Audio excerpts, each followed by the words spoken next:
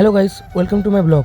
সবাই মিলে প্ল্যান করলাম একটু ঘুমায় শিব মন্দিরে পুজো দিতে যাবো, তাই আর দেরি না করে বেরিয়ে পড়লাম আমরা 4 বন্ধু। ঘুমায় যেতে যে রাস্তা লাগে সে রাস্তায় অনেক পুলিশ থাকে, তাই আমরা সবাই ঠিক করলাম ভেতর রাস্তা দিয়ে যাবো, যাতে কোনো পুলিশ না ধরে আমাদের। আমি অনেকবারই গিয়েছি ঘুমাই, কিন্তু এদের ফার্স্ট টাইম। এই তো ভেতর রাস্তা দিয়ে এবার রোডে উঠে পড়লাম, আর কি এবার ধুম 5 স্টাইলে গাড়িটা চালিয়ে মন্দিরের দিকে এগিয়ে চললাম আমরা সবাই। যারা যারা আমার ব্লগে নতুন তারা একটু আমাকে ফলো করে নিও, আর সবাই প্লিজ একটু লাইক করে দাও। শিব মন্দিরটা রোডের সাইডে নয়, ঠিক ভেতরে একটু ঢুকতে হবে 1 কিলোমিটারের মতো। তো ভেতরে ঢুকে পৌঁছে গেলাম আমাদের সেই ঘুমায় শিব মন্দিরে। হর হর মহাদেব। তো গিয়ে তো দেখি মন্দিরে তালা দেওয়া, ঠাকুরমশাই নাকি এই জাস্ট 5 মিনিট হলো পুজো করে চলে গেছে।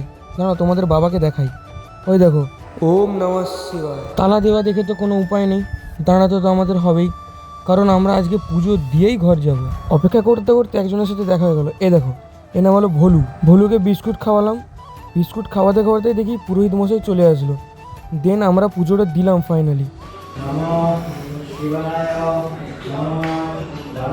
ফাইনালি পুজো কমপ্লিট করে বাবাকে একটু জড়িয়ে দেন বেরিয়ে পড়লাম ঘরের উদ্দেশ্যে।